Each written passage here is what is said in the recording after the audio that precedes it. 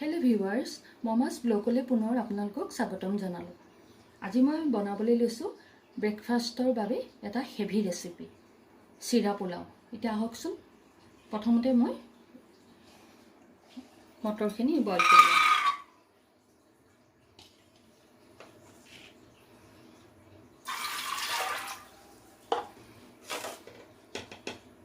অলপ নিমখ দি দিছোঁ।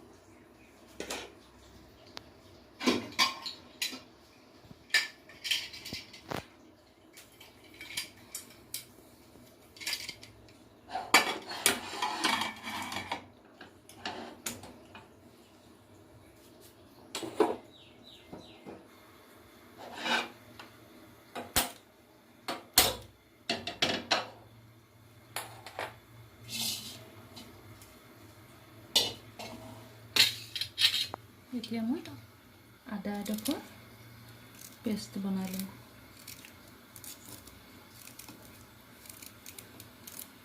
আদা দিলে আচলতে চিৰা পোলাওটো খাবলৈ খুবেই ভাল হয়, খুব টেষ্টফুল হয়।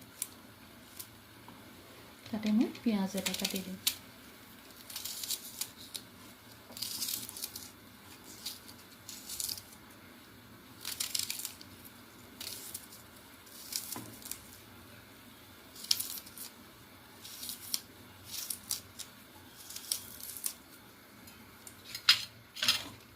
আৰু জলকীয়া এটা দি দিছোঁ। এইখিনি পেষ্ট বনাই লওঁ।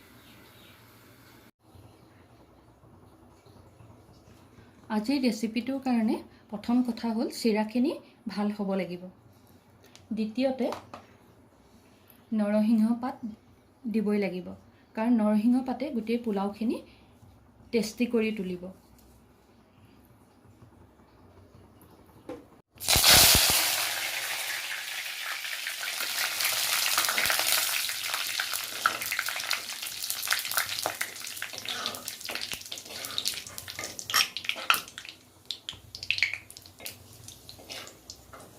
এইখিনি পিছত দৰকাৰ হ'ব কাৰণে মই অলপ ফ্ৰাই কৰি থৈছোঁ।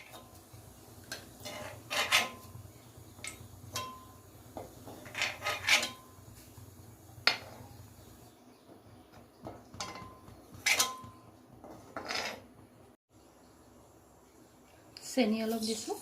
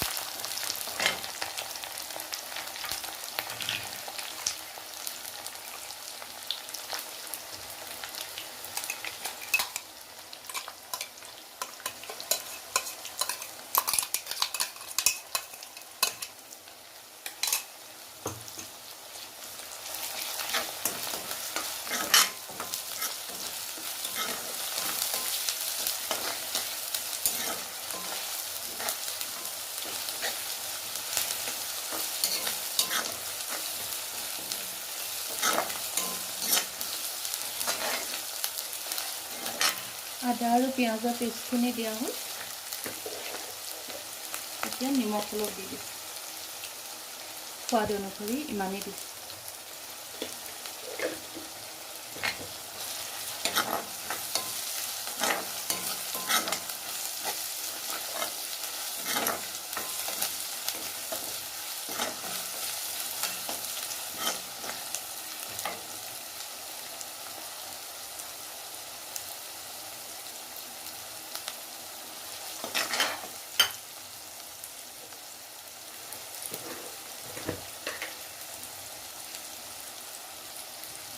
এতিয়া মই হালধি দিছোঁ।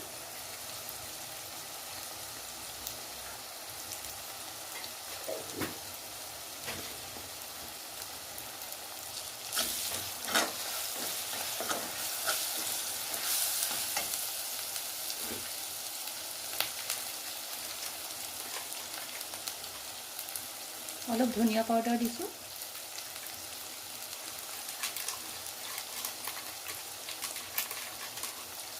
অলপ ৰেড চিলি পাউডাৰ দিছোঁ আৰু অলপ জিৰা পাউডাৰ দিছোঁ।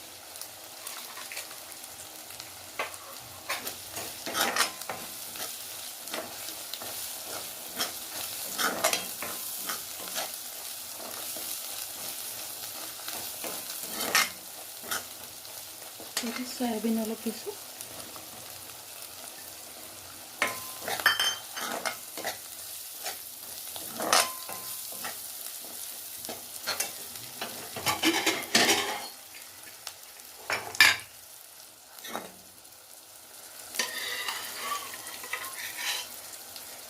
মটৰ দিছোঁ।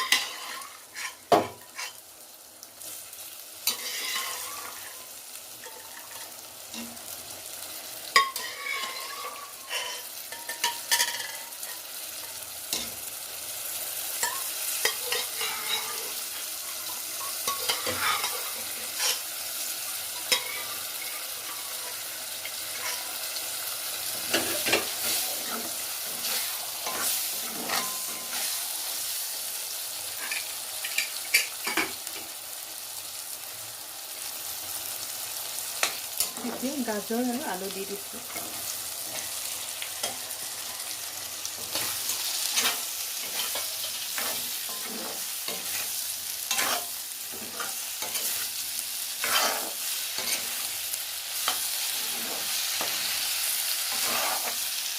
গোটেইখিনি ভালকৈ লৰাই দিছোঁ।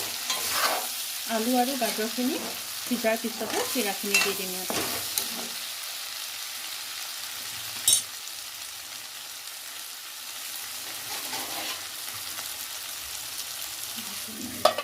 গেছটো অলপ কমাই দিম।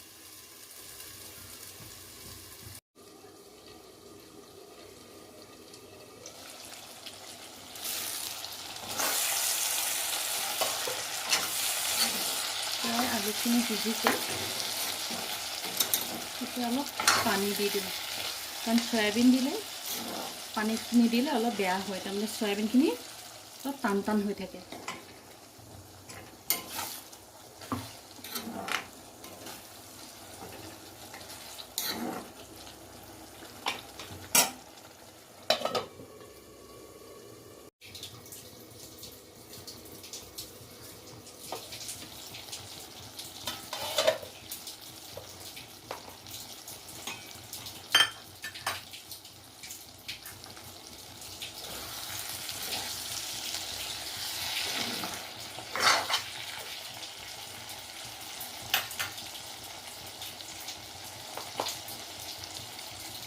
এতিয়া চিৰাখিনি দি দিছোঁ।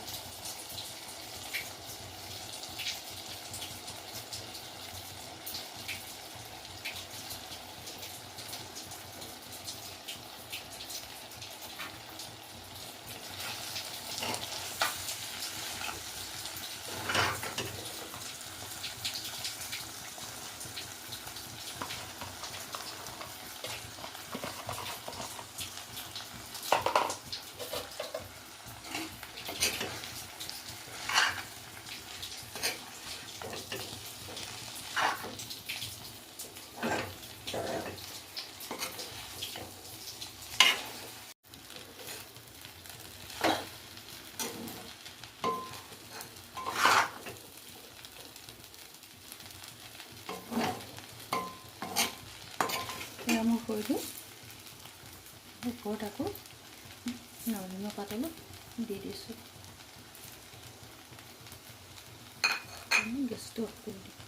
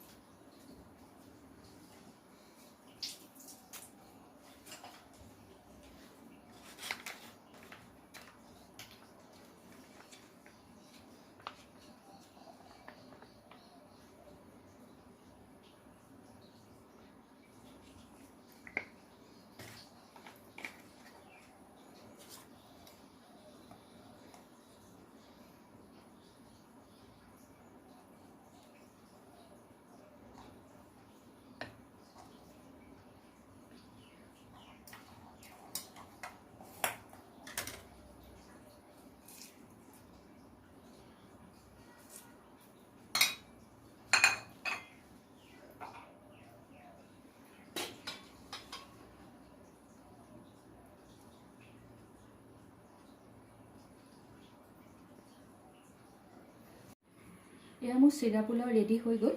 যথেষ্ট খাবলৈ ভাল হয়। মৰ্ণিং ব্ৰেকফাষ্টৰ উপৰিও ইভিনিঙতো খাব পাৰে আৰু আলহী আহিলেও আপোনালোকে বনাই খুৱাব পাৰে। যদি মোৰ ৰেচিপিটো চাই ভাল পালে লাইক, শ্বেয়াৰ আৰু ছাবস্ক্ৰাইব এটা কৰি দিব। ধন্যবাদ।